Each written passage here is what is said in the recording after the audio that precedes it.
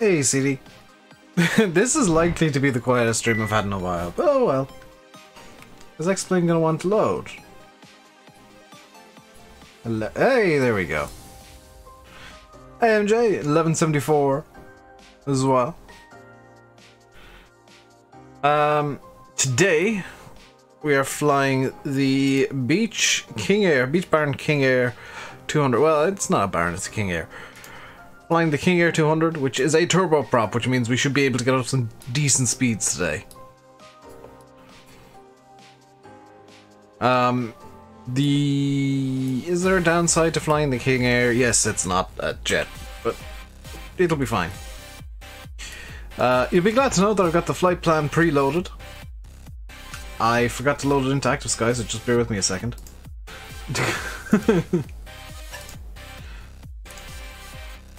There we go. So let's get this plane started up. It's a bit more complicated than the Baron 58. I saw it failed again, MJ. At least you got something relatively boring to watch in the meantime. So let's get the batteries and gens on. Auto ignition armed, nav and beacon on. Auto feather armed. And let's see. Yeah. Let's start engine 2. Once we get up to 25% RPM here, we will throw in a bit of fuel. 24, 25%, a bit of fuel added.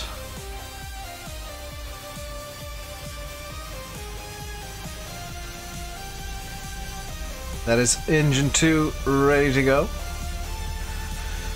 Can now turn on avionics master because we got enough power going in through the generators. And we'll start engine 1 here now in a second. Watch for 25% N1, which is interior spin on the jet turbine that does power these engines. 24, 25%. And engine 1 should come online.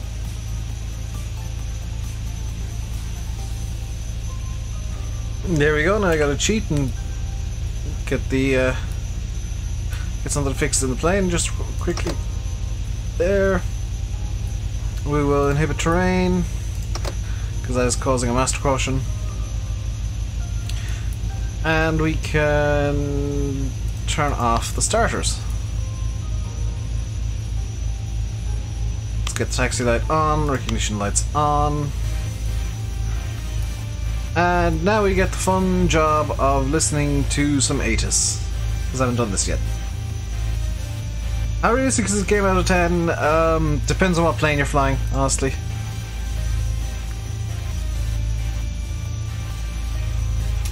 Let's enable Com 2. Delta, Alpha, Alpha, Golf, airport information, Echo 1630, Zulu, weather, wind 079 at 7, visibility 10,000, sky clear, temperature 24, dew point 13, QNH 1013, advise on initial contact, you have information, Echo. Okay, that's the wrong radio retuned. Delta. So we got winds. I forgot what the winds were. Dang it. Delta, Alpha, Alpha, Golf, airport information, Foxtrot 1630, Zulu, weather, wind 079 at 7, visibility 10. So we can. Okay, that's all I needed to hear. Thank you. We can take off either runway 05 or runway 09. What's my cruise supposed to be? 27,000 feet. So we're going up quite high. Let's get our altitude set here. Hey Sylvan! Just immediately set 27,000 feet. This is a pressurized plane, if you didn't already guess. 26,000, 27,000. And we will get all of these on.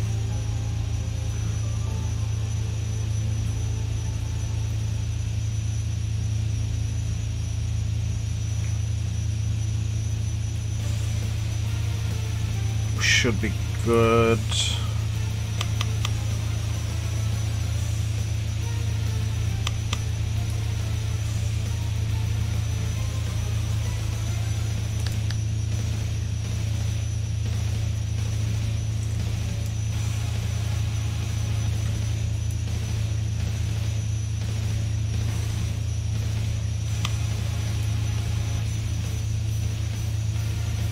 Have you wondered how I know what all these do? I honestly don't.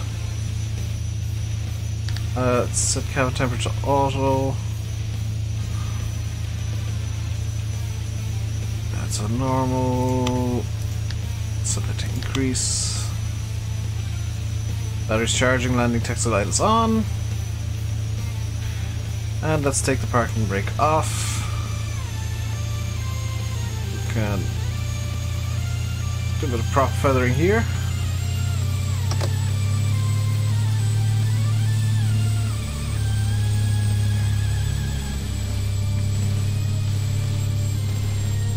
There we go.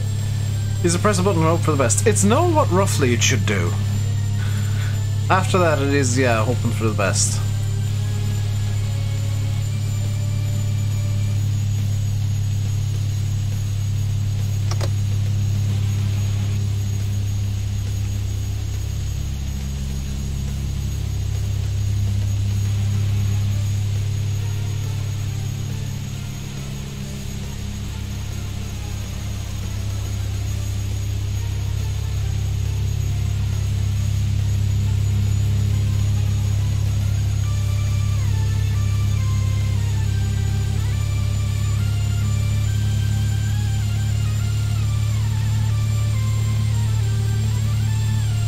We're gonna go full length here just because I'm not entirely sure this plane can take off super fast.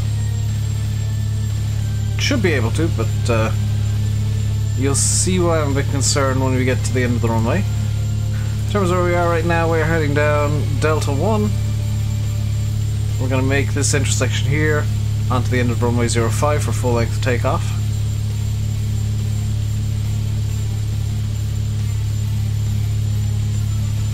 I'll do as well. Don't need autopilot just yet. Caution, on taxiway, on taxiway. Caution, on taxiway, on taxiway. Yeah, we do have RWS working today, which is gonna shout at me a bit. It's gonna shout at me again here in a second because I won't have flaps, which I don't need.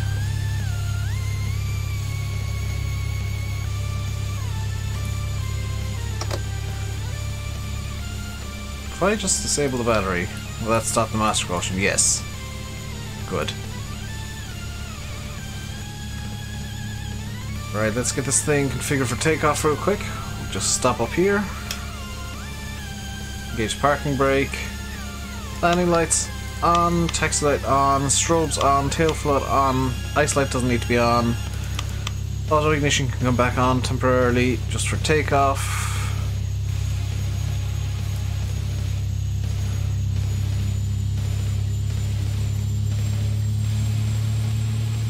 And we are ready to do plane things. Approaching 05. Is it going to shout at me for flaps? Because I'm really not willing to put approach flaps in for takeoff. Should probably also just put a bit of trim in. On runway 05. Yep. Flaps, flaps. It's fine, I don't need flaps. So here we go.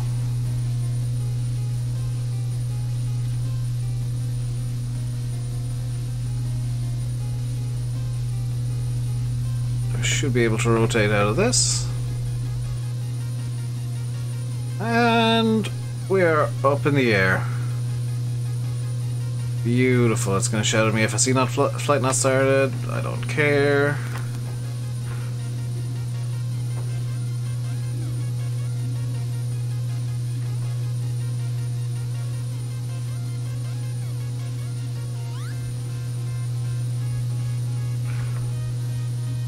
And that is how quickly you can get this thing off the ground.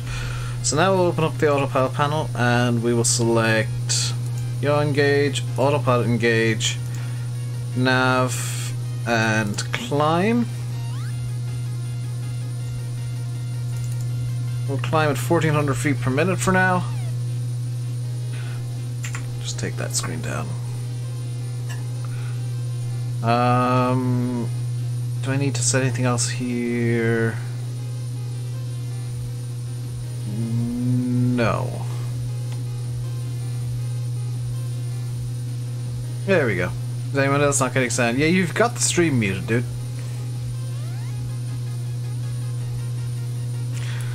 So I can immediately reduce the condition, which will reduce the torque. We can actually bring the props back as well. We're no longer taking off. And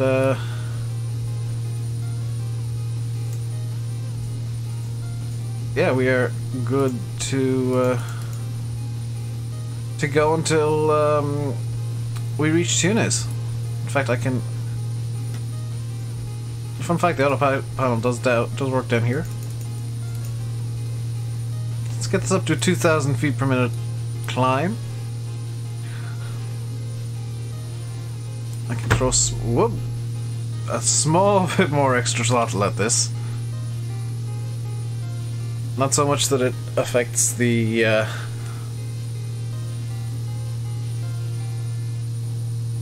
torque too much.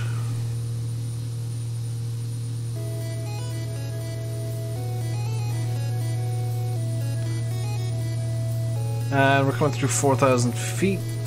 At this point, the taxi light can come off. Auto ignition can come off again. No visible moisture, outside air temperature 14 degrees. We are good to climb to 27,000 feet.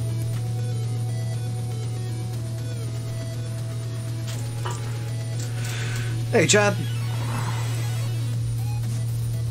So something I forgot to do last time that I did actually do this time is I have fueled the crap out of the plane. So we've got about 6 hours worth of fuel. We won't need it, but we've got it. We've already got a ground speed of 166 knots, and we are actually slowing, so let's change our descent to about 1,500 feet per, or ascent, or climb to 1,500 feet per minute. We won't actually need to change the altimeter here, because standard is 1013 hectopascals, 2992 inches of mercury.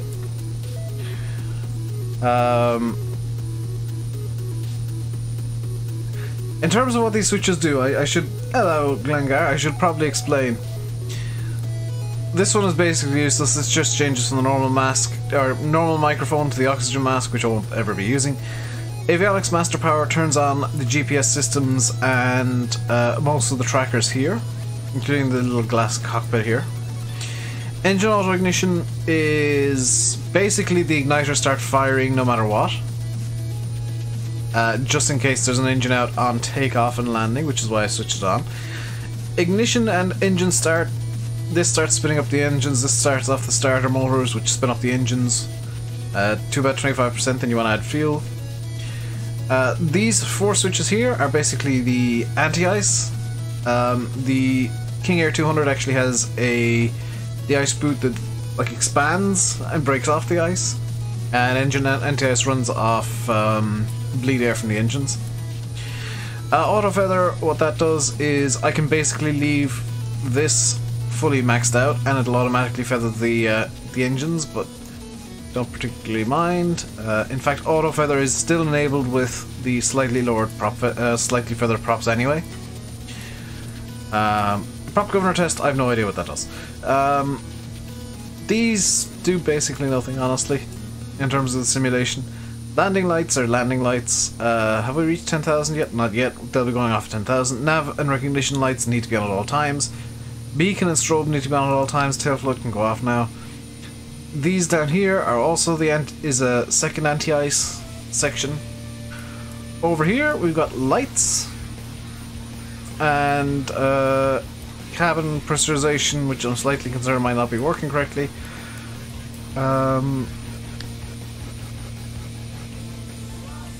it should be pulling engine bleed. Yeah, we do have the bleed air valves open, so that it should be pulling bleed air out the engine and pressurizing the aircraft, which is necessary for the altitudes we're going up to. It's Transformers, Glengar. It does kind of look like a V8 though, just looking at the top of it. So we're at 9,900 feet now, 140 knots indicated, 173 knots along the ground, 10,000 feet landing lights can come off. At about 6,000 or 7,000 I would have, if there was a non-1013 hectopascal QNH, I would have needed to switch to 1013 standard altimeter, but that's fine. We've got another 17,000 feet to climb, so we'll be good there. I've just realized that this needs to be fixed over there. 2992. And this is going to be our decision height set when we are on descent, which is going to be good. And looks like our speed's dropping again, so we'll go back to we'll go back to a 1,000 feet per minute climb.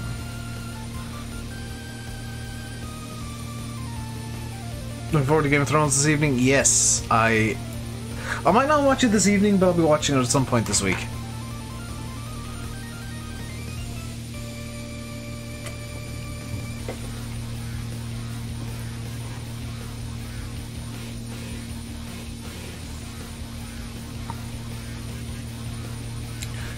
So I can actually bring the throttles forward. This sounds ridiculous. I can bring the throttles forward at this point because we have less air resistance, so the torque is reduced. So there'll be a few points during the course of this flight where I'll be bringing the throttles forward just to get a bit more speed out of the plane. We're at 200 knots along the ground now. If you want to see what a 200 knot ground track looks like, if I go to maps here, we have left Algiers behind us already. There it is. We actually landed over here, this area here, and we are heading to oh dear, it's an Arabic country, so I can't actually read the lettering there, but it does say Tunis. Heading to Tunis Carthage Airport. I can actually increase the rate of climb again. There we go. Joy turboprops is they are fast boys. So I won't be doing much to throttle and go forward another inch or two.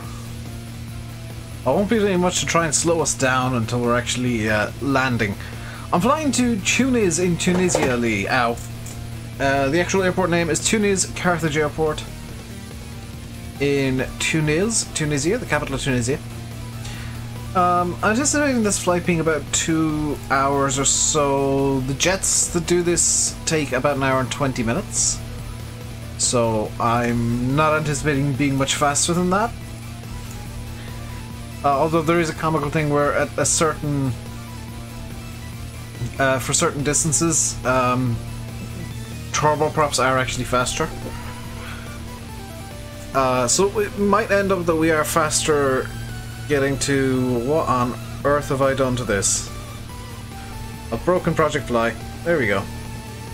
There's a small chance that we end up comically being faster than the actual jets along this journey. Yeah. The real life flights here, I'm gonna just set up a fake booking here. DAG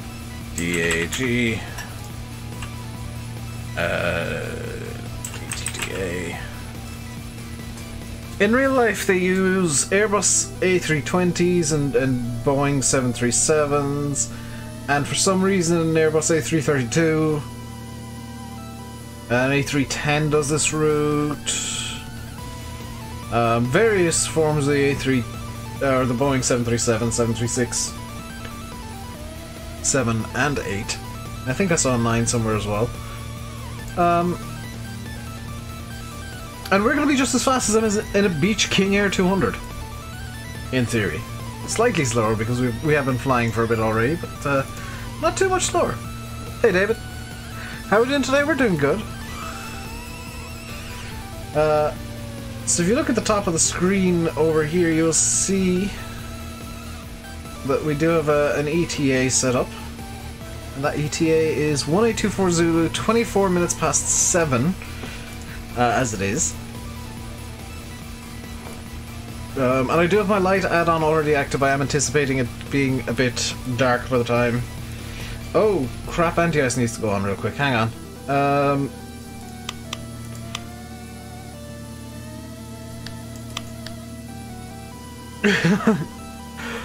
Yeah, that mild panic there was visible moisture in the form of these clouds that we're about to fly through, and a temperature below 6 degrees Celsius, which minus 17 degrees Celsius is definitely below 6 degrees Celsius. So that was just a mild panic there. You can now finally go full throttle. Believe it or not, I have been using partial throttle this entire flight so far. Going through 18,000 feet, climbing nicely. Nothing seemingly wrong with the plane just yet. Just gonna turn on ice protection correctly here. Yeah, that's all good.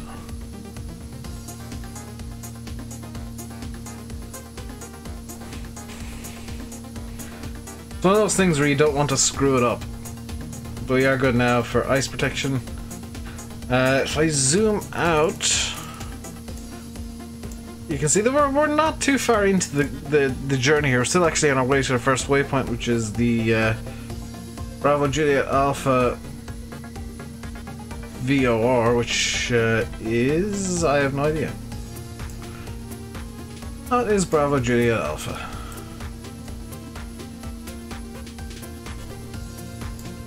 It would help if I was... Actually, we're supposed to be hitting our top of climb at Bravo Juliet Alpha.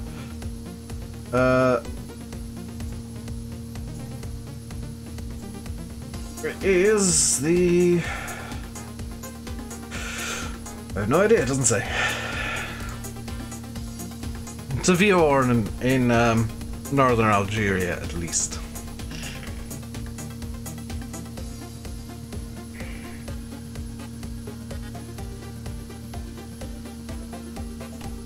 7,000 feet to go on our climb.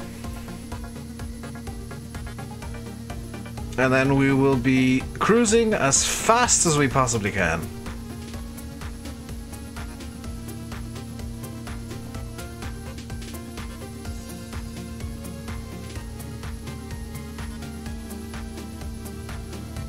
To make our way to Tunis. Hello Stu and Mikey. You're orange now, yes, you've reached a month already, which is surprising. So at this point we now slow our descent to, or climb, 1,000 feet per minute. And for some reason this isn't working, so let's just set this as if it is.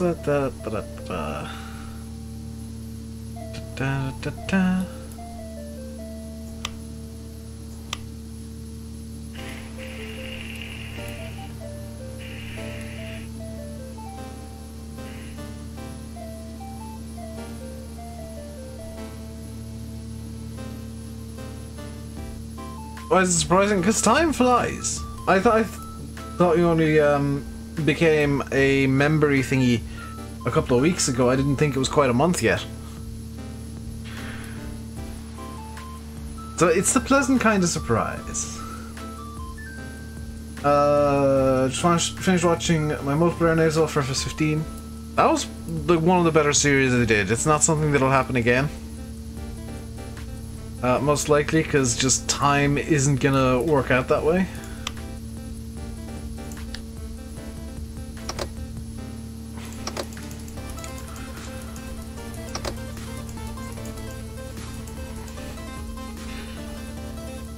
So, we're now at a ground speed of 213 knots, despite being at an airspeed of only 120, so once we actually get up to 27,000 and start properly accelerating... in fact, I can turn off the engine out of anti-ice now and just stand by the anti-ice in general. That'll get us a small bit of extra power.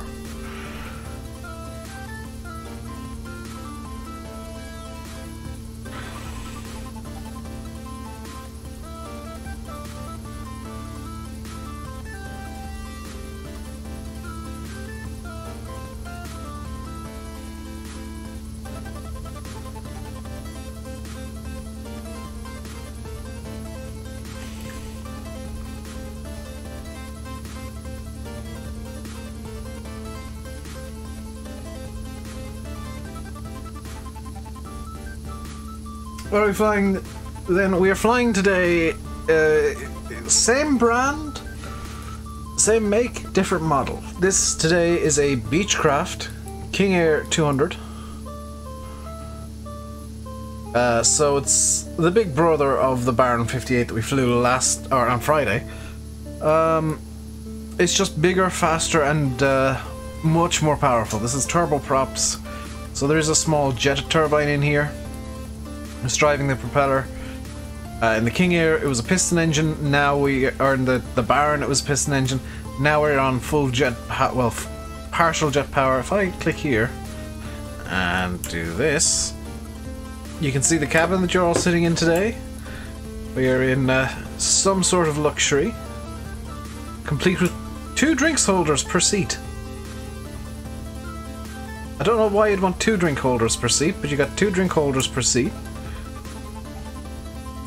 And if I bring us down to the back of the cabin, you can see this is one of the passenger entry doors, and here's where your luggage is. If you have any luggage, this is where it's sat. And some poor sod is sat in the jump seat. Our scene flight menu today is deal with it because I don't have any food with me today. I do have alt select. Vertical speed, autopilot, yaw damper, 1,000 feet per minute. Really need 1,000 feet per minute? No, let's bring it down to 500 per minute. We don't need to be climbing super fast with 2,000 feet remaining in our climb.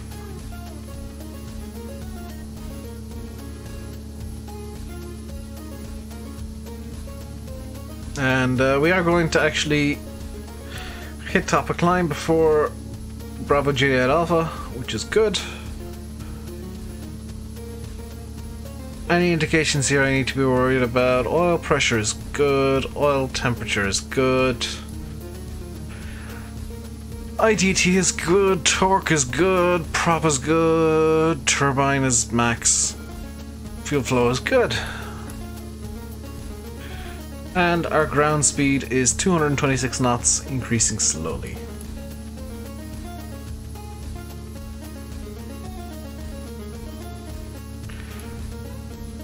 Should probably fix the course, but I can't be bothered. Because it says, oh, set to course, it doesn't matter. One fun little thing that is wrong with this plane is for anybody interested, this is a Coronado Beach King Air 200. It does actually work off the base X-plane directional gyros, which means they do drift, and occasionally I will have to manually or automatically align them by using a command, because there is absolutely no way of manually aligning the gyros in this plane. And I keep meaning to fix it, but I just can't be bothered. Ooh, can I change the course here? That's heading course set 088. Okay, so that's made number 2 happy, but not number 1. That's fine. And you can see now that our max speed at 27,000 feet is 195 knots in the air, which is going to translate to about 300 knots along the ground. We can go quite quickly. We're probably not going to want to, but we can.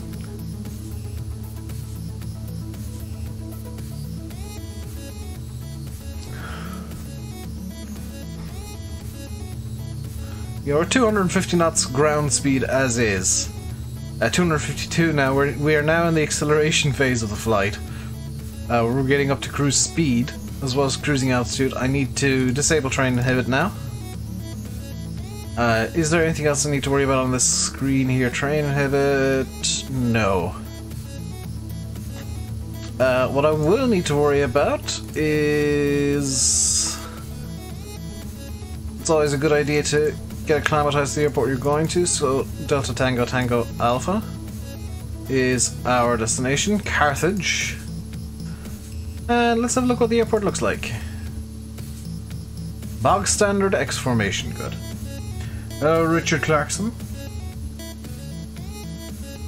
So over here's some former parking, 109A.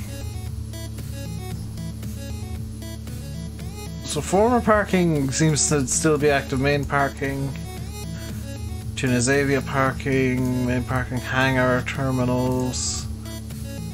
Is there any area marked out for general aviation? I would imagine it's probably going to be at Mike.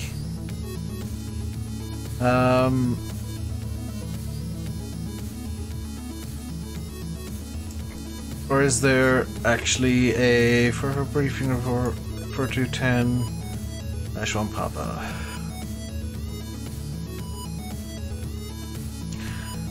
Runway 29 is normally used for landings. Runway 01 for takeoffs, provided runway surface conditions are not compromised. Is more than 500 feet. Crosswind component does not exceed 15 knots if runway is dry, or 10 knots if runway is wet or contaminated. Tailwind component does not exceed 5 knots. Wind shear thunderstorms are not reported or expected. When runway 0119 is not usable, and if meteorological conditions permit, takeoff will be permitted on runway 11 and landing on runway 29. Takeoff on runway 11, landing on runway... wait, what?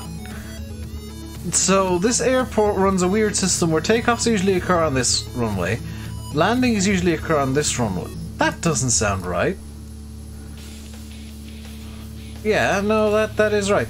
So usually takeoffs happen here along runway 01. Landings usually happen here along runway 29, which is shorter and makes no sense. But then occasionally they might run takeoffs from 01, which is down this end, but landing from this end on the same runway. Or taking off from here and landing from here, or taking off from here and landing from... This airport just wants people to crash into each other, don't they?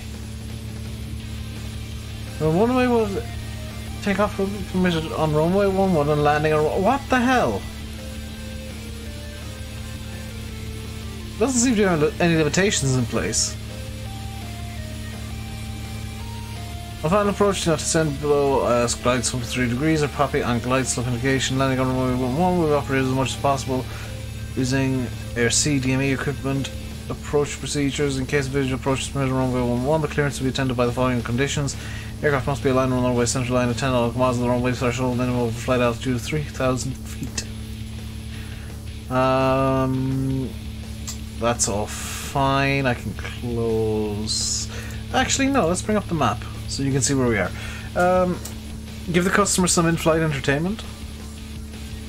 Such as what? So we're actually so high that the ground isn't rendering. Oh no, it is. That's the coastline there, I think. Yeah, we're BJA Bravo Juliet Alpha was Bajaya. Now we're heading to the Jijil. The Jijel, this place here, Jijel by Eloana and Kaos. And honestly, once we cross the border into Tunisia, yeah, what place names are is anybody's guess.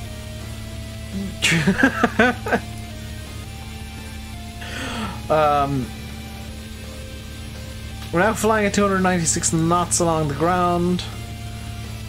I can lower the fuel mix a bit. Do I want to, though?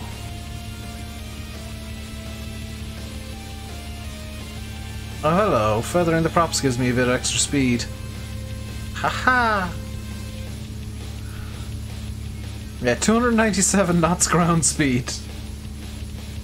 That is a very nice ground track to be using. So we should be pretty good. I think we've got tailwinds, actually. Terrain radar. Yeah, oh, wow. Yeah. We got a 45 knot tailwind.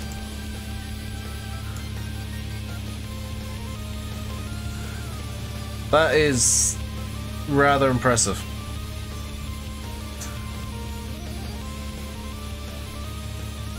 So we don't need to worry about many things right now. If this is gonna be silly. If I were to just increase the fuel mixture here, is this gonna mess with anything other than speed? I don't think it even messes with speed. In which case there's no need to have the fuel mix that high. If I bring the props up a bit though, it for some reason lowers the torque. It doesn't seem to do much with the ground speed. That's interesting, because then in which case, like, I'm as well having the props all the way back here. If it's not gonna affect the ground speed or airspeed, then I might as well just basically use no fuel. If I pull back the throttle, what happens? Actually gain another knot. What happens if I pull back the throttle? Just a tiny bit. Not a whole lot, other than fuel flow, internal turbine temperature, and torque reducing a lot. Well, that makes... yeah. I'm better just being a bit more fuel efficient with this.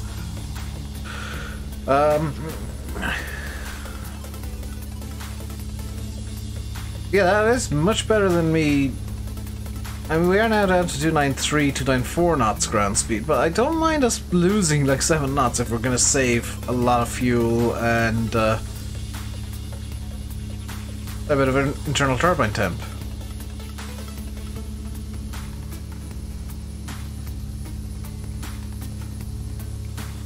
Let's go outside. Hopefully this isn't hideously loud. Outside into chase mode. That is hideously loud.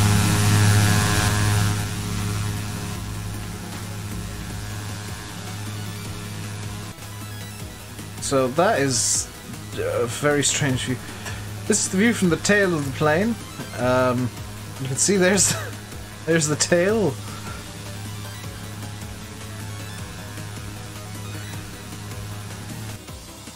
You can look at the co-pilot view, the radios, the view from the rear of the plane. This is the view you guys would have if you were for some reason standing up at the very back of the plane.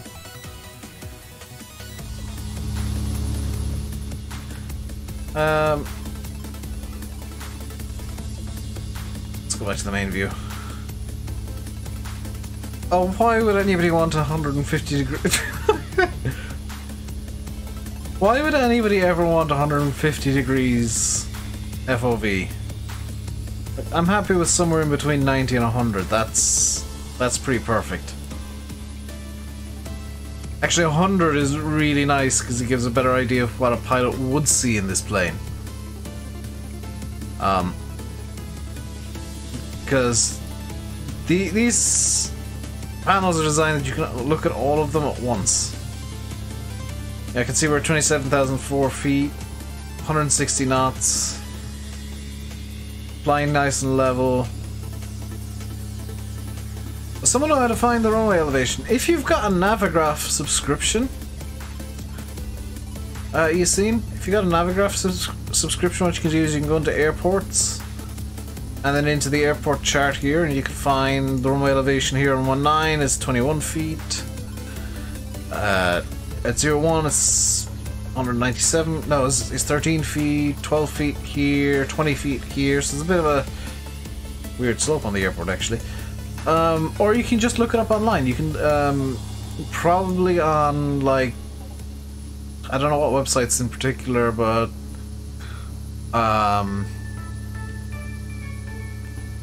their website. Do you know how to calculate it? Not a clue. I just go off what the charts say.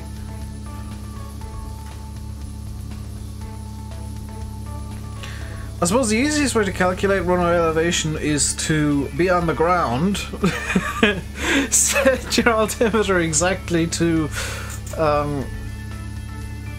what the local altimeter is, and whatever your readout is what the runway elevation is. But I don't know if there's a way to calculate it. I'm presuming there is, because there's a way to calculate everything in aeronautics, but I don't know the calculation you need. The calculation I use is the chart says it's this, therefore it is this.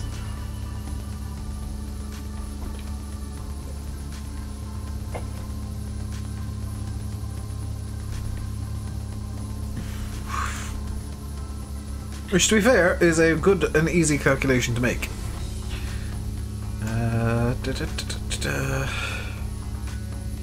Just editing the route map real quick. To highlight the fact we are actually on the Algeria-Tunis leg.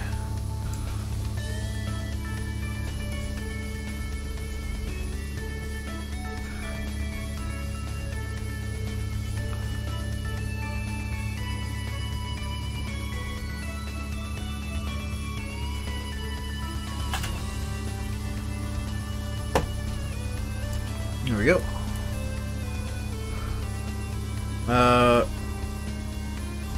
I can't see the overlay very well, so I'm using Project Fly to give me an estimate of where we are.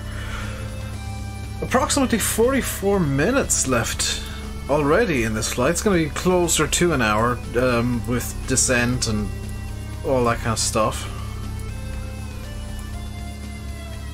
Do I have an estimated top of descent yet? That would be nav, won't it? No. Actually, if I set up... Aha! If I set up a... say... I want to descend to 1500 feet... It will not estimate a top of descent. That's... Where does Active Sky say my top of descent is? This is probably actually not too far away. It's... That looks to be about 20-30 nautical miles after Morja. In fact, it's 11 nautical miles after Morja. We're heading into A and B, so... what? 51 nautical miles until start of descent. Okay, we're good for now, but I'll need to start thinking of thinking about what to do in terms of descent. If it says we want to be landing runway 29, let's plan a 29 approach here. For, we'll say, an ILS Whiskey. Or that's ILS X-Ray, that'll do too. Temporary procedure for Australia's NOTAMs. I'm presuming they're doing some work on the airport at the moment in real life.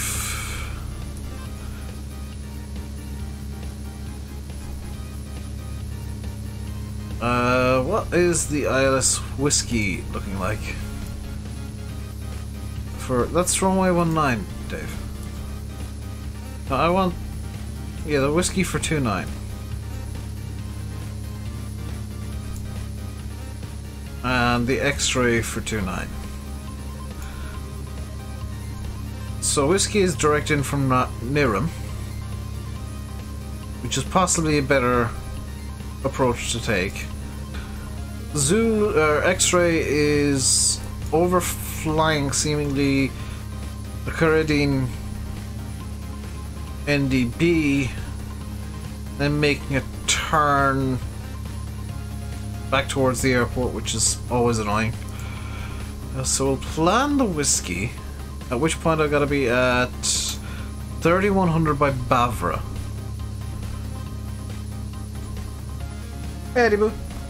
As we're going pretty good. We're in a bit of a faster plane today than last time, so this isn't going to be a super long 3-hour slog to the airport. In fact, I'm already planning our descent. Is there an arrivals procedure? There is. And we're arriving from the west. So we'll be wanting to take the Morja arrival here.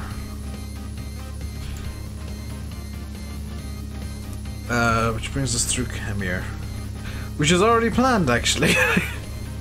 So the Morja Kemir arrival here is actually already in the flight plan, so that's fine. So let's just see here. 2,000 within 25 nautical miles. Right, there's no actual transition altitude 6,000 feet. So yeah, we're going to be needing to get some information here. We are fine other than that. And close down the tablet for now. Once we get to really A and B in about 15 minutes time is when I'll start really wanting to plan the descent. What I can do in the meantime is just key up 122025, which is going to be our arrival airport ATIS in active sky, and can listen to that once we get to Alpha November Bravo and start making plans, rough plans nonetheless, for descent and arrival into Tunis Carthage International Airport. In the meantime, let's close the doors and yeah, pretty good on we're pretty good on all counts, which is rare for me to say. Just get P-Tone defrost open, not that they make a difference, and whatever that is. What are you?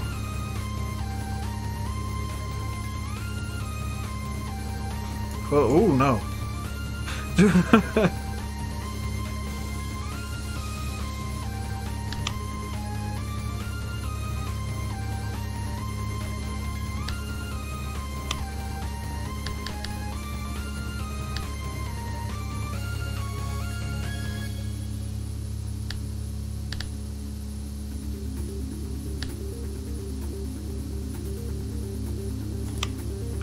Fun fact, there's no way of seeing what the actual temperature is.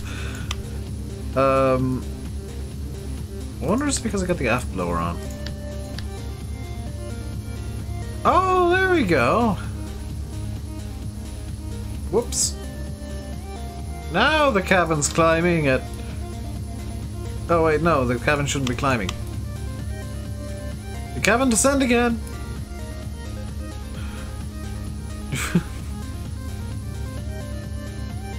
Poor passengers in this plane are now dead. What is the decision height? This is going to be something that I'll need to know. I forgot to look up. We're kind of a class Bravo plane. 240.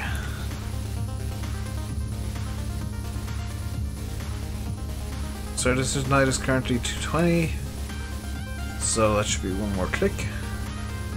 Yep, 240 set for the decision height. And that's a radar decision height, so that is good.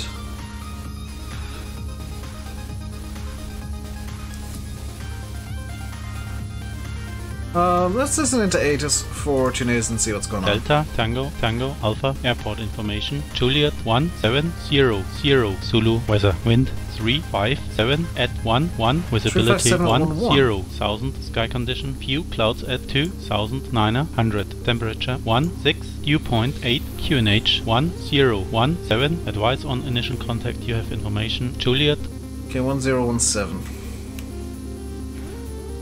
29 is actually the best runway to go Tango, on. Tango, Alpha, airport information. Juliet 1700, Zulu, weather. Yeah, I'm quite happy to land runway 29. And land at the former parking area, park up at the former parking area, I guess.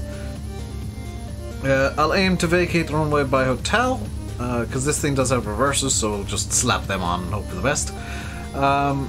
Aim to vacate by hotel, then use hotel to get to former parking, which I'm going to use the G8 parking. And is there anything else I need to worry about in the immediate? Not right now, no. So just need to write down, if I can find the pen really quickly. Aha! So just write down QNH 1017 for the purposes of planning.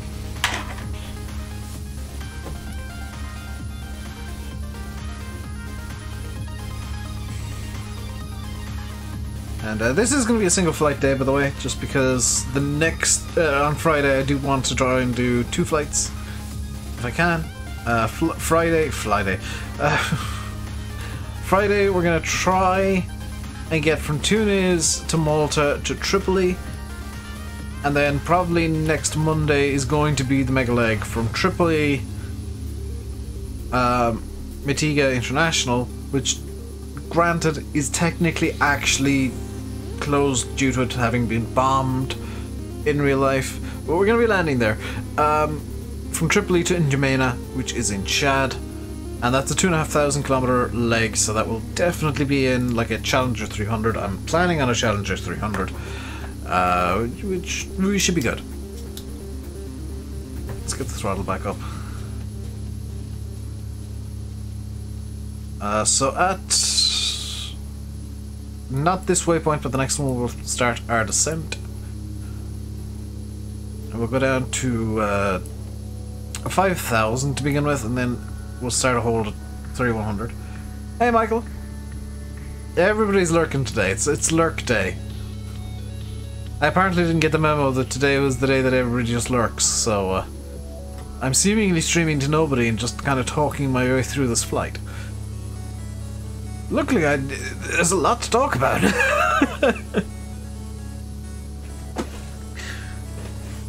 You're doing important things. Is it also known as lurking? No, luckily with a flight setup like this, where it is rather short time-wise, there's something to talk about most of the time. It's not a case of me being sat twiddling thumbs like I was on Friday, where we were just cruising for an hour, for like the better part of 3 hours. Today, with it only being an hour or so's flight, there is, you know, I am kind of constantly having to think about what the next step is, and plan out what I want the plane to be doing in 10 minutes time. And in 10 minutes time, I'll want to be finalizing approach plans, finalizing descent plans, and finalizing the point at which I want to start the descent, and where to, just as importantly. Like what altitude I want to descend to. I'm thinking, yeah, I think 5,000 is an initial hold altitude, and then down again to 3,100 for the ILS. So we'll be holding at 5,000 feet for a little bit, and we'll descend then further to 3,100 to intercept the ILS at the airport, and that should be what we need to do. We're ever so slightly off course, and I'm mildly concerned by that. Haha, it was a bit of gyro drift. I thought so, yeah. Gyro drift is a thing in this plane, even though it shouldn't be. If you hear my keyboard clacking, that's me fixing the gyro. Because there is no way to actually do it. So we're at 99.7 turbines, 60-58 torque, props good, ITT's good, fuel flow's good, oil is good. If I zoom out to kind of a real pilot's eye view, albeit on a quite small screen, so this is probably actually a more correct view for size of screen that I've got. Yeah, you can get a kind of at a glance see that the engine data's all okay. There's no warnings here. Switches are all good. Got no major issues to worry about. Not even a minor issue. Moon's starting to come out, so it is starting to get dark in Tunis. Where the local time is, I think, coming up on 8 o'clock. Coming up on 9 o'clock. That is not local time, dude. Local time in Tunis is, I don't... Tunis. I think it's GMT plus 2. Currently. Maybe 3.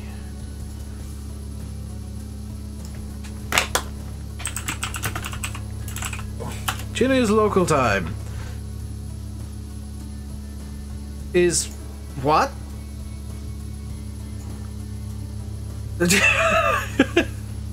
Apparently Tunisia doesn't use daylight savings. So Tunis local time is 6:41 PM. Does it fire random problems at me, like random engine failures sometimes? Depending on the plane, yes. This plane, no. This plane doesn't, I don't think has random failures. The Cessna that I love, that I usually fly, I do have random failures enabled, and got them set so they're fairly rare, but I always end up having some issue or other in most flights just because I fly that thing for like 3 or 4 hours at a time. This King Air, not so much.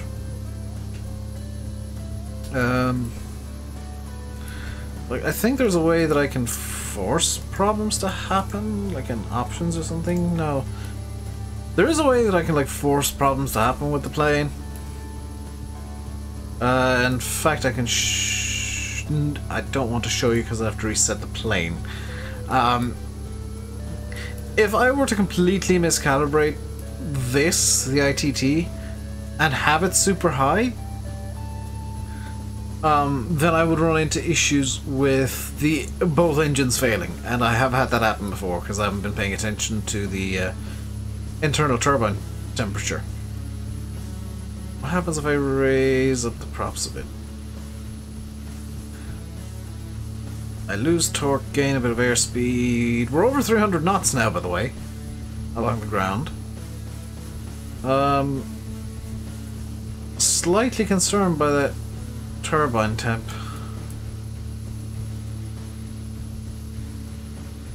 Should be good though.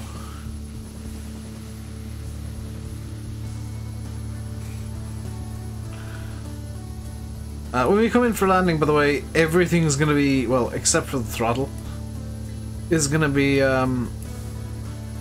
just pinned up to the top here. I'm going to have fuel flow at max, or the condition levels at max, prop feather at props not feathered at all, because I'll be wanting to flip this into reverse as soon as we touch down.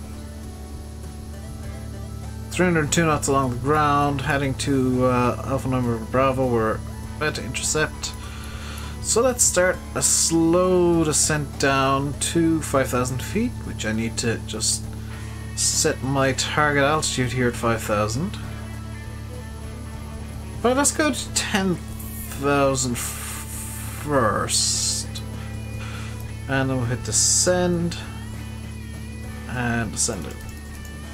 600 feet per minute. Pull back the throttles a bit.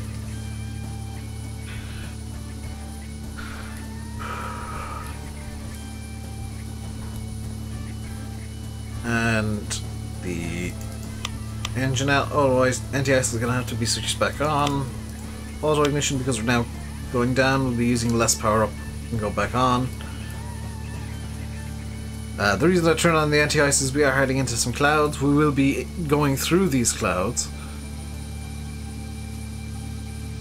I don't want to run into issues where the props start icing up and stop producing enough thrust.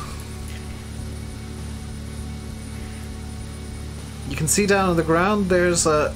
that's an airport, believe it or not. Down there.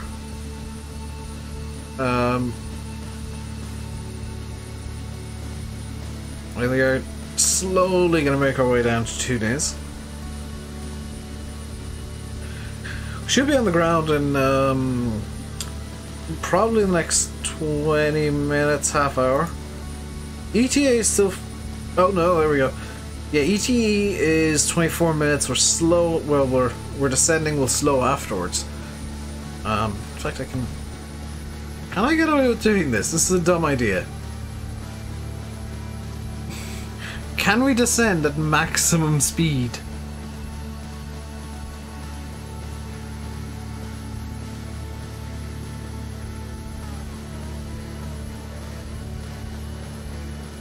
By the way, if anybody here has flight sims of their own, they use Project Fly, which currently only works on Windows, but it will be working on Macs soon.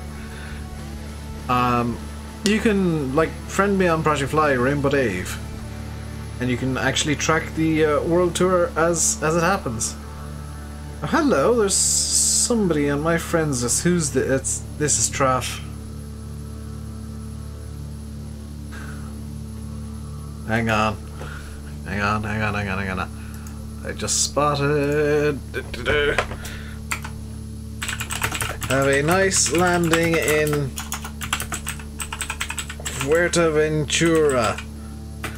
Tom 54 kilo.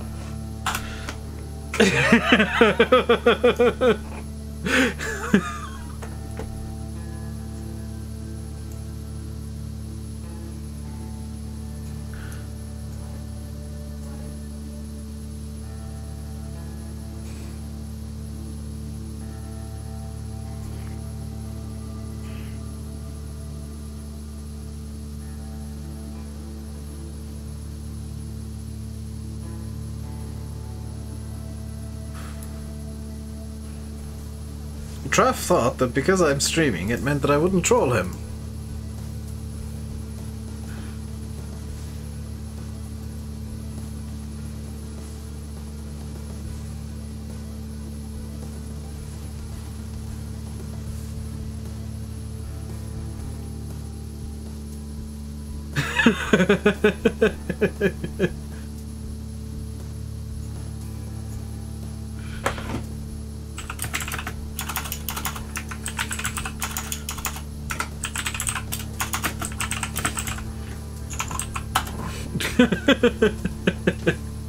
The choice of autopilot, indeed.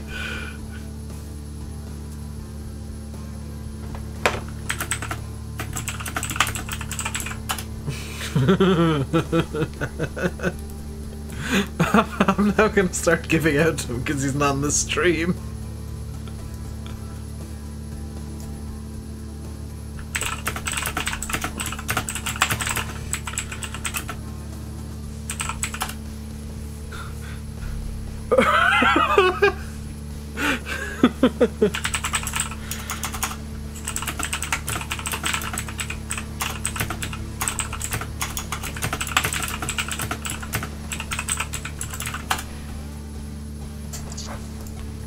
He didn't realize I was streaming. Hey, Irish.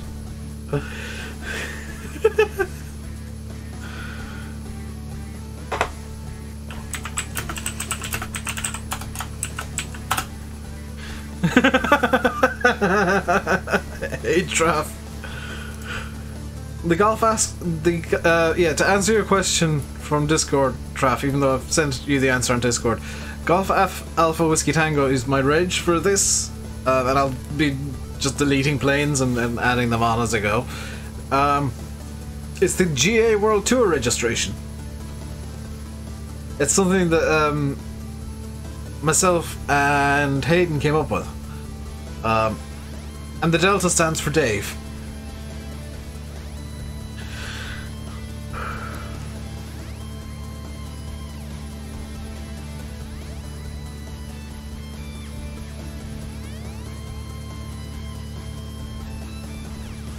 Tango Alpha Whiskey Whiskey. What on earth does that even mean? Please show your flight on stream.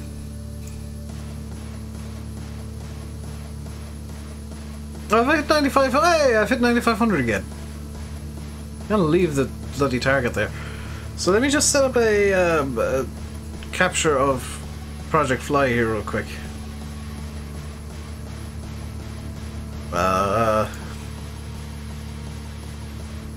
Display capture. Yes. Display.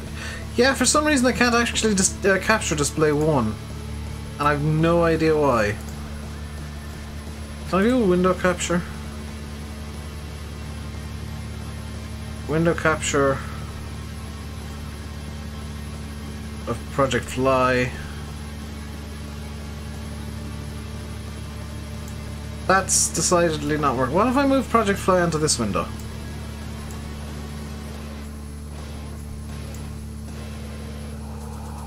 No, it just doesn't want to work. What if I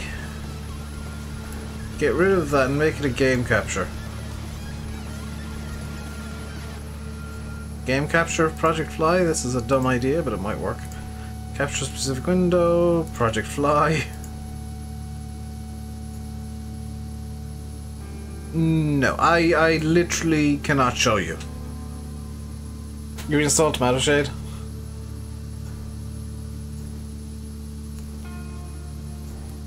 How far? No, I don't want to see Ram 911 Yankee.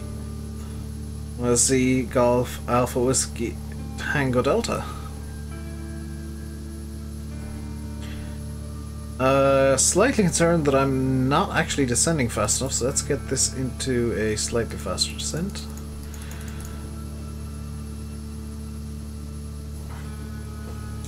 Suffice it to say, Traff is on his way to Fuerteventura to crash.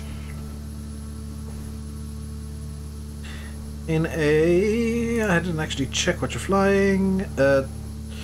737-800. Oh god, yeah, definitely gonna crash. Gonna spam the flight sim channel with shots? Fair enough. Traff, would you believe I'm not running any shaders? Would you believe I didn't realise they were actually at maximum speed now and descending at a ground speed of 341 knots? We're going as fast as a jet. I should probably pull back the throttles a bit.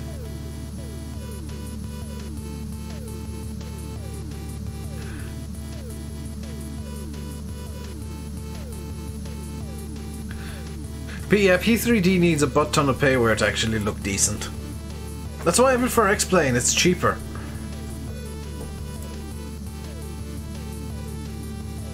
It's cheaper, you only need to worry about buying planes. Not buying 73 billion pieces of scenery so that things look good.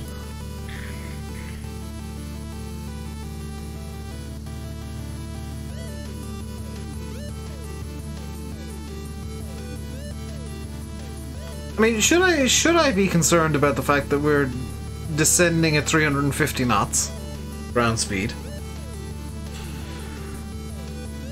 Zebo is not very well optimized. Yes, this is true. This is why I'm actually getting planning on getting a 2070. Is to increase VRAM.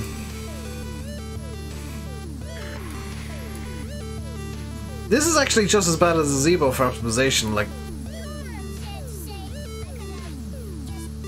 My Cessna 172 is perfect, but the actual payware craft that I have, well, 172 is payware, but this Coronado plane isn't very well optimized. Zeebo isn't very well optimized, and I'm dying slightly. Yeah, some of the better planes I have aren't very well optimized, which is comical.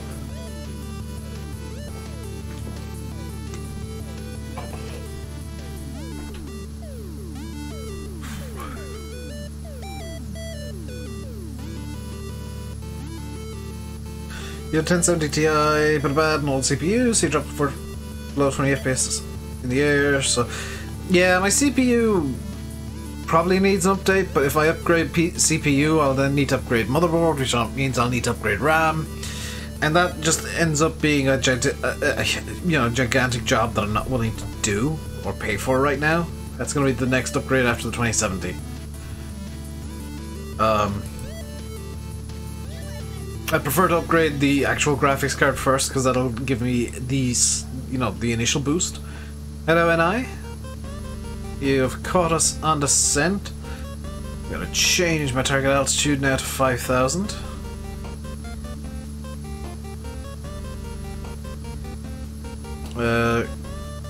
Because we are actually a lot higher than I wanted to be.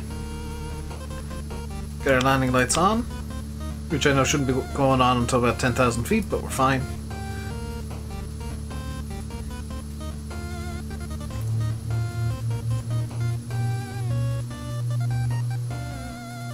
Let's get our props fully out. And full fuel as well. So I don't need to worry about that a bit later on the descent. Now what I need to worry about is where my throttle is placed. Notre Dame is on fire. What, the actual Cathedral of Notre Dame? BBC News. Holy crap, Notre Dame is on fire. How did that even happen?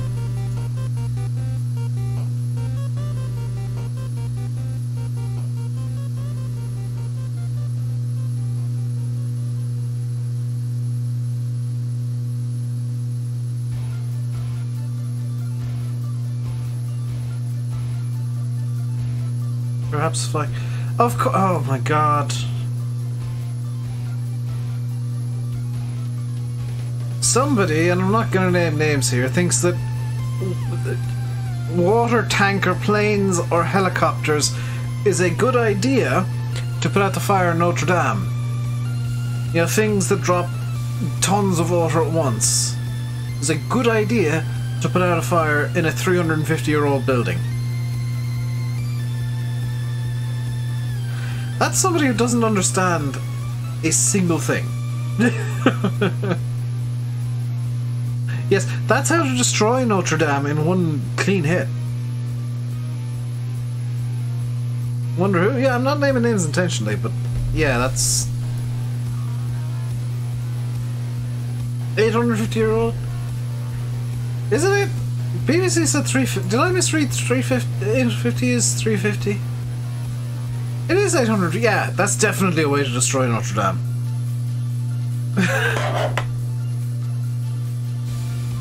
That's what happens when morons decide to try and make... decide to try and come up with these. Let's start slowing up now. We do need to slow up quite a lot. Because we're currently flying at 320 knots. Once we reach Khmer in a minute... oh no. Yeah, we need to get down to 3,100 now. I'm able to B-Traf. You know that I have habits of not sleeping all that much.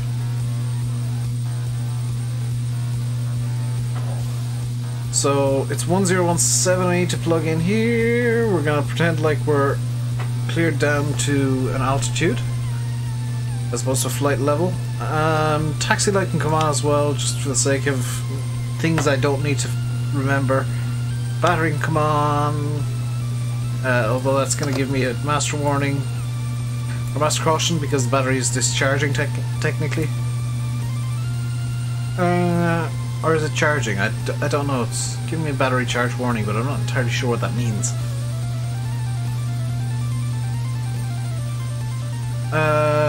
We've got our decision height set.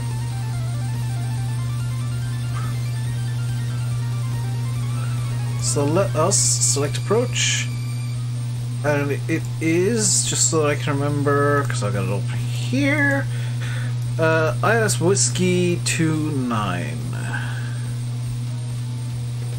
ATIS 29 Whiskey. ATIS Whiskey 29, ATIS Whiskey 29. Yes. Via Nirim. We'll activate that immediately. We'll plug that into our second one as well, just so that I get it on a map. Activate. There we go.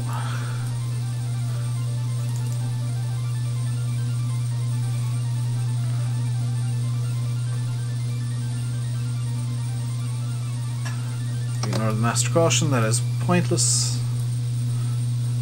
And we'll need... what is the ILS frequency? Is it 1085? It is 1085. Let's swap frequency there on VLOC 1.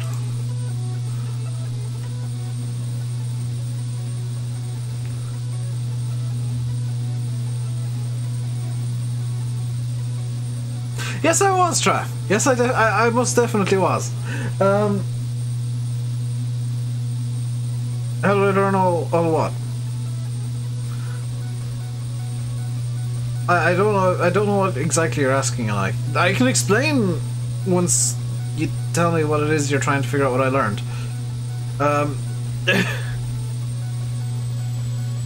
My way about a plane. Honestly, the simplest answer is the best here, and it is I flew the 172 a lot. Like, the best plane to start flying if you want to learn how to fly a plane in flight sims is to fly a Cessna 172, because it is the most basic plane that will have all the equipment that a much larger plane will have. Like, at a base level, this is all the same equipment as the Cessna 172. Sure, it's got a lot more power, sure, it's got more functions, but at a very base level it has all the same basic equipment as a Cessna 172. If you can fly 172, you can definitely just go to X-Plane NI, because you don't want to learn one flight model, which is the FSX flight model, and then have to relearn everything for X-Plane.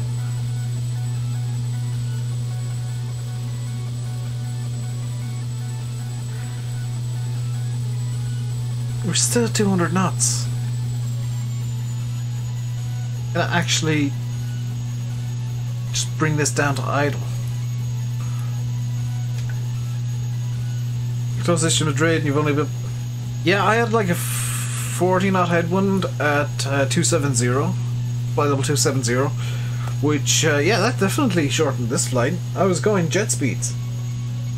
In fact, as things stand, this flight is due to take about as much time as a real life flight between Algiers and Tunis, which in real life they're on the 737 family, I'm gonna say, because it's 6 7s and 8s, A320s, A330s, A310s. You're off for 2 weeks, come back later in the evenings. Yeah, sure, I know. Myself, Traff, and Hayden will... Well, Traff only knows jets. Myself and Hayden tend to fly GA a lot, so they're the easiest planes to learn with, because there's a lot less moving parts, especially the 172. There's a lot less moving parts, and they're pretty quick to get up into the air. And as you get more and more comfortable with the likes of 172, you can kind of start progressing towards, you know, more complex planes and twin engines and jets and stuff. Because At a very, very basic level, they're the same as the Cessna 172. That's why in real life, a lot of pilots start learning, even if they're going into, you know, an A320 or something that's super technologically advanced, they'll start learning on 172. Because it's just, you need to learn the basics and then you can move on and start learning extra stuff. Fancy Heathrow JFK Retro 747? Fair enough.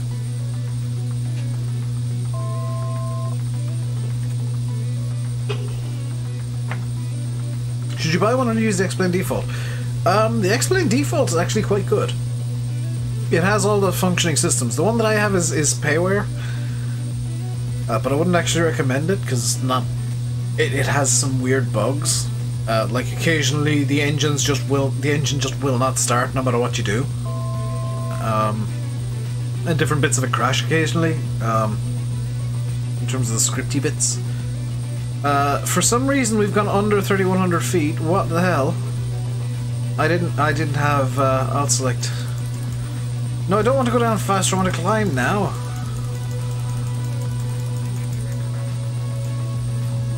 Didn't have altitude armed.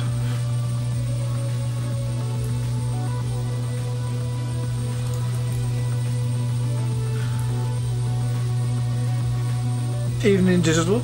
Nice sky textures going on. Believe it or not, digital, this is pretty much Explain default. This is what Explain comes with. The ground textures are a bit modified. I've got a lights add-on, which if I turn it off, actually, I can show you. So I've got a lights on that makes the lights just a bit more brighter and natural looking, as opposed to just points of light. They've got a bit of a blur around them. But yeah, Explain is one of these games that is just pretty. It's pretty, and a lot of the really good stuff is free, which just makes life easy.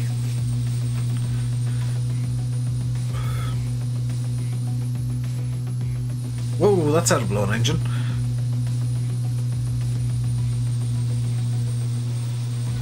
So I'm gonna keep around 50% throttle here.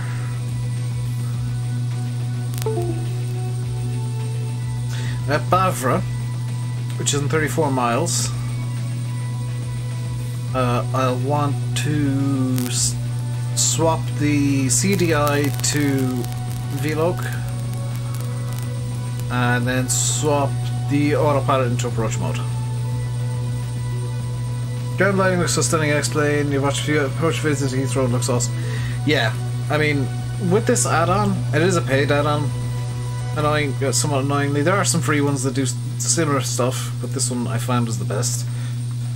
Like, it's a subtle change between Explain default, which is this, and with the add-on, which is this.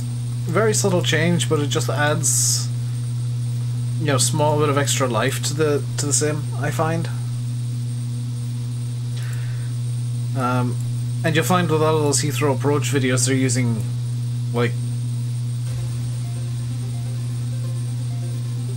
a lot of scenery. Like, you can get some really good London scenery that's payware. You can get some really good Heathrow scenery that's payware. This airport I'm flying into right now, I think is actually Explain default. I can't remember. I can check real quick. Explain 11, global scenery. No, it's not global scenery, it's custom scenery. Do I have a modern version of this airport in? I do not. This is yeah, this is bog standard, although I do have global airports, seemingly. This is gonna be whatever comes with Explain. As the in-flight entertainment, well, we're coming up on approach now, and I thought I could see the airport earlier, but it seems to have disappeared since. I think it's actually in a blind spot currently. Where is the airport in regards to where we are? Yeah, it's actually in behind this pillar. So if I do this, the airport should appear. No? Yeah, there it is. There's the airport. It's not showing up very well because of the angle we're at, but it is visible over there. I've misplaced the airport again. It's over there somewhere. It'll become very visible as we get on to final. Subject 1 or Subject 2?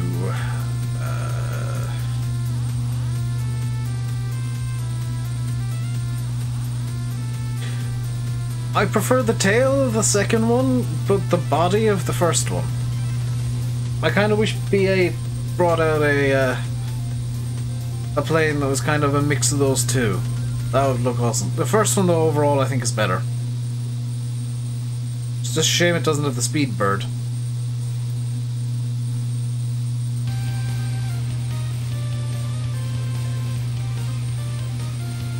So where is the airport? I should see a...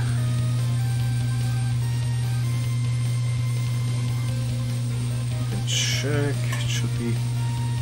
it's just over there. Oh no, there it is.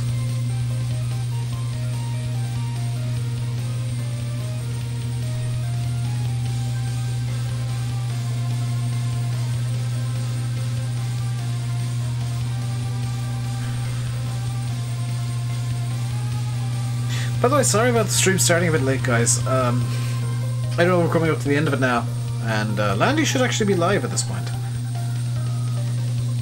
See, Landy should, in theory, be live by now. Oh, you did really spam.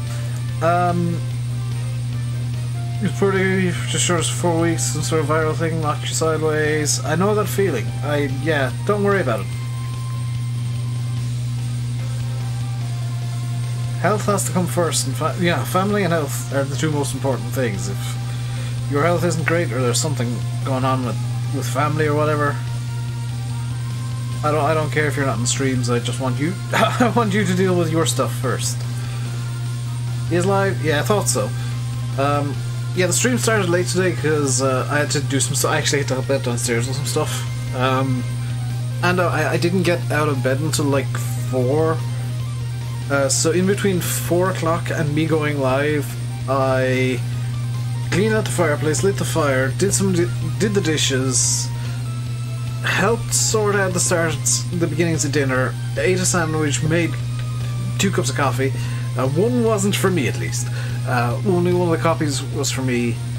What else did I do in that hour? And a bit. 8.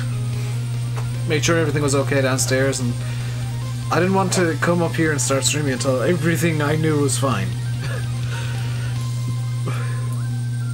Can't beat a proper fire. We have one every day in the living room digital. We've got a heater in the hall, but that tends to only go on when it's very cold. And actually the hot water in the kitchen is provided by the fire. We don't turn on the immersion heater at all. We just use the fire to heat up our boiler.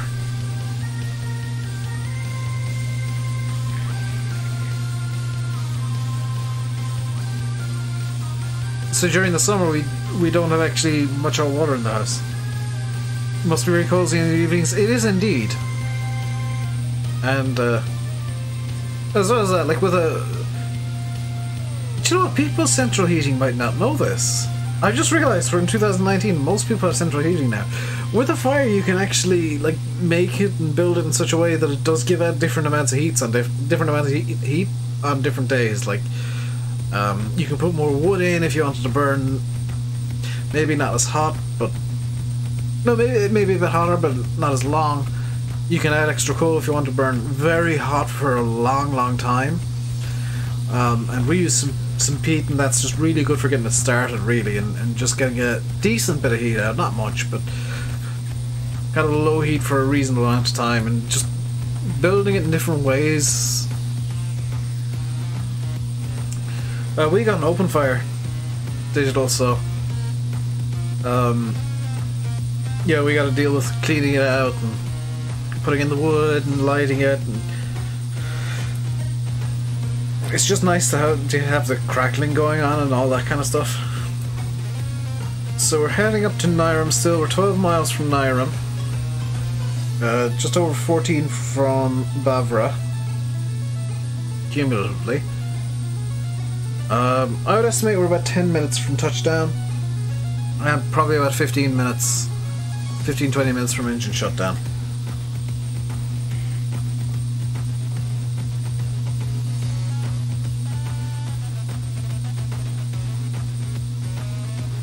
Do we ever still have trucks and spuds and it dropped and fall? No, not anymore. We used to, I say we. It used to be a thing done at my grandparents. And by my grandparents, that they would occasionally come into their house and there's a potato wrapped in foil on the fire. There was also a period where they'd, and digital, if you've never had this, you've missed a treat. They would make toast on the fire. So you get this lovely smoky texture to the toast as well. Is this fully charged? No, this. Oh, I've accidentally killed both my e-cig batteries. Also, I have at some point turned on. No, I do not want. Because, yeah, that is exactly what I thought it was.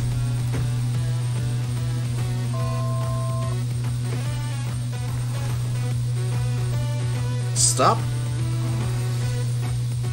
Joystick, no. Flight controls found. That means this is malfunctioned.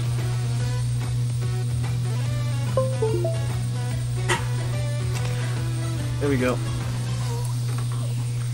Yeah, at some point there I accidentally turned on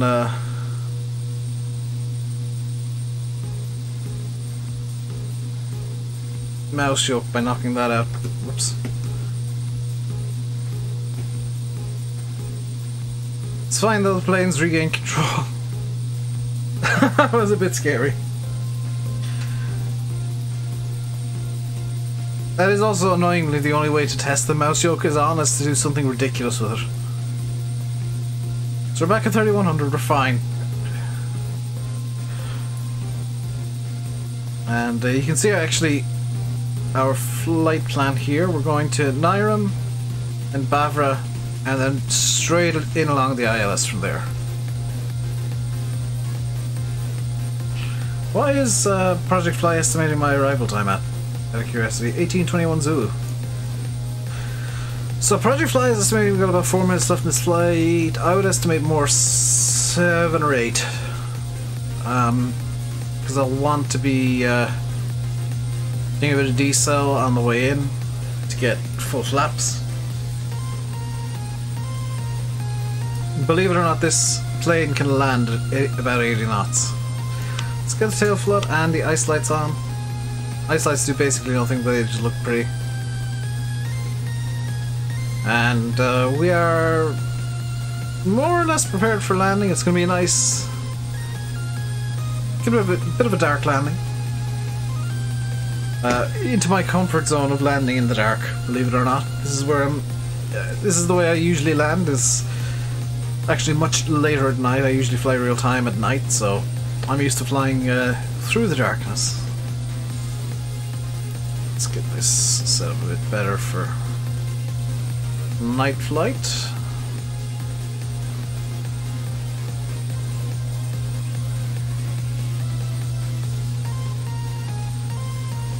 There we go.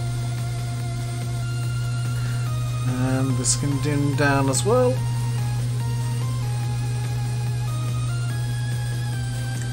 There's the turn to Bavra, which is coming up very late actually.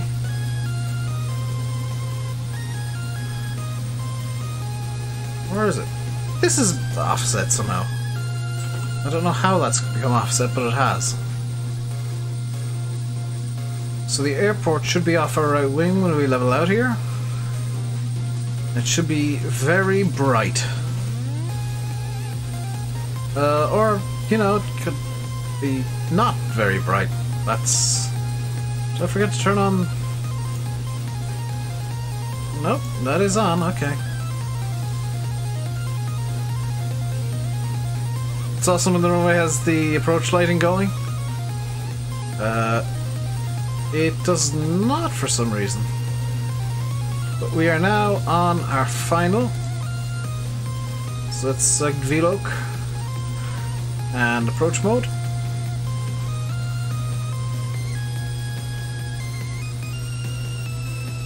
Decision height is 240 feet above the ground.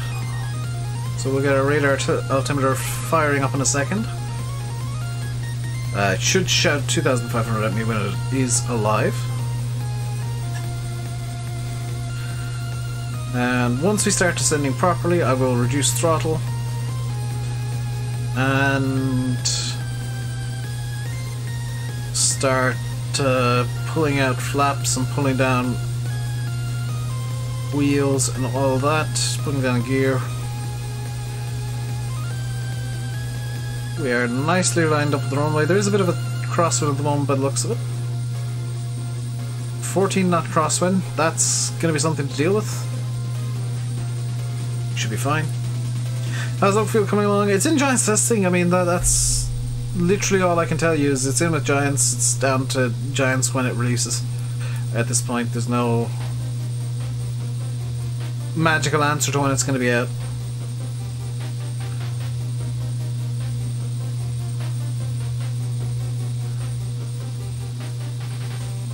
And don't try to ask me 7 different ways that same question, please, because somebody did that yesterday and they ended up getting banned. Because that annoys me.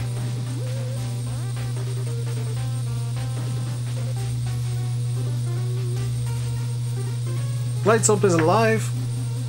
Let's pull the throttle back a small bit. Hey, Alexander.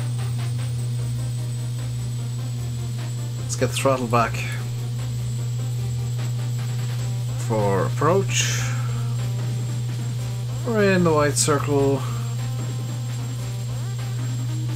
We're in the white arc now. There we go, there's the full lights. Still a bit of cloud to come through seemingly. Air temperatures +8, engine anti-ice can come off, as can auto anti-ice. And flaps can start coming out. That was a gear warning, just letting me know that the flaps are now out. And we can throw down the gear at any given time when we want a bit of extra. The whole spire, it's collapsed. The spire of Notre Dame has collapsed. Good lord. Right, gear down.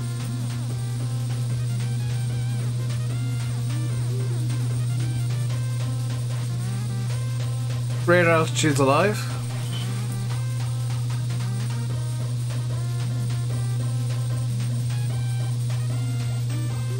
And pull back the throttle a bit more. Escape from not that bad. It's going to be a bit of a spicy landing because of the 14 knot crosswinds. But once we get to about 1,000 on the radar altimeter, that's when I'll take manual control and probably end up dying. Do I even need full flaps for this? I don't think so, because I got the reverser available.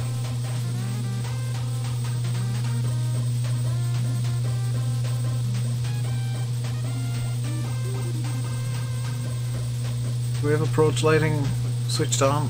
No, why not? Why do we have no approach lighting at this airport? I find that unusual.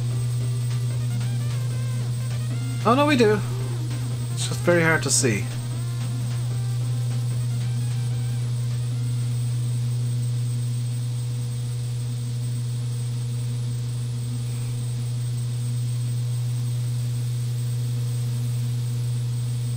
Perfectly on slope, 1,400 feet. Indicated radar saying about 1,500.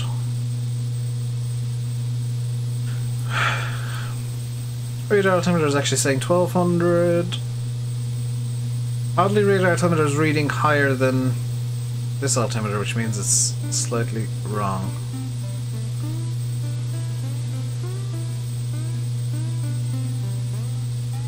Go for a high 1017. Climb up to 1,000 feet.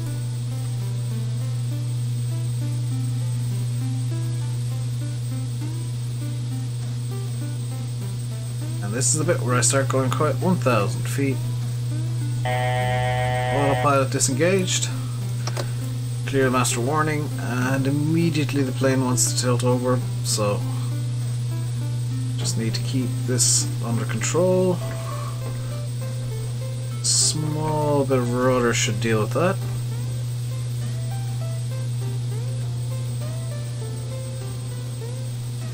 Approaching 29.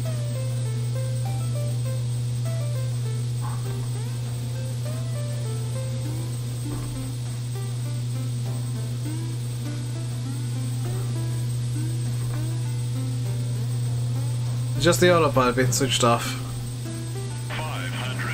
500 feet. We'll get a minimums call soon.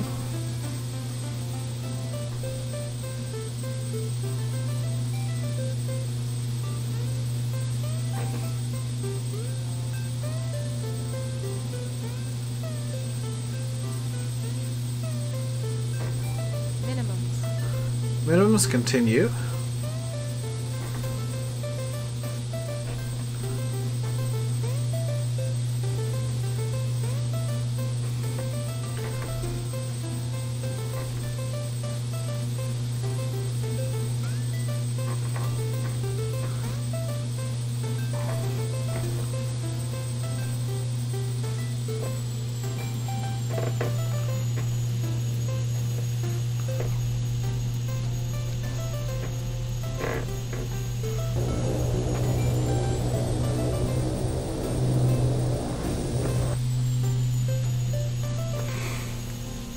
There we go, we've landed at negative 11 feet.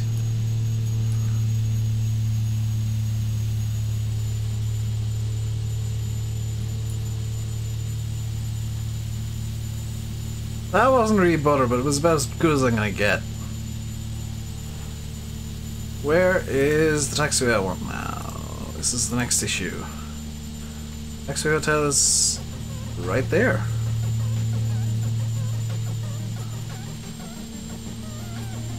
This is seemingly a very basic airport because there was no indication hotel even existed. And go to beta mode and feather the props.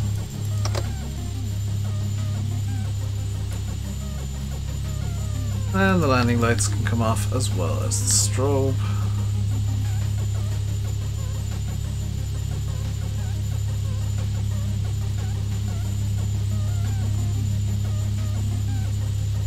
I'll call that a good landing.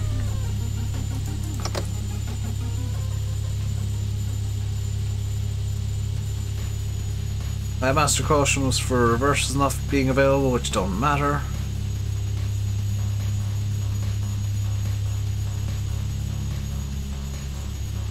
This black and white spinny thing, that is the propeller sync.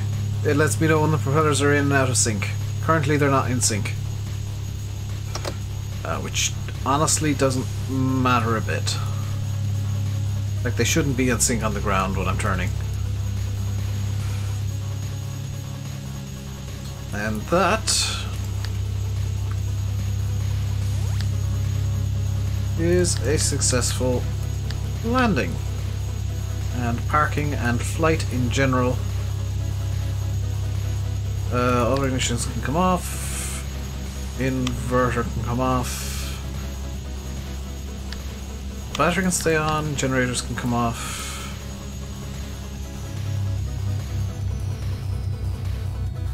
And that, as they say, is it under the altimeter? This white spinny thing here, that is, yeah, a prop sync indicator. It shows the state of the propellers relative to each other. During flight it shouldn't be spinning, but obviously it's going to be spinning during, like when the propellers aren't perfectly synced. That is another good flight. Just out of curiosity, because I've never checked this. If I change the feathering of the prop here, does this actually have an animation? Doesn't look like it. Maybe if I got the battery on, it might. This is a dumb thing to test, but something I want to test. No. Okay. But that is gonna do it. You guys can head over to landing now if you really want to. I'm just gonna end the flight on... Actually, hang on. I need to end the flight on Project Fly and give you the official landing rate from Project Fly, which seemingly was 156 feet per minute. Oh, that was a really good landing. Holy cow. So Traf, full landing stats here for Traf. Minus 156 FPM, which isn't great for King Air, but it'll do. 0.8 G, which means it was super comfortable for the passengers. 6 degrees pitch, minus 1 degrees roll at 96 knots, which is possibly a bit fast, but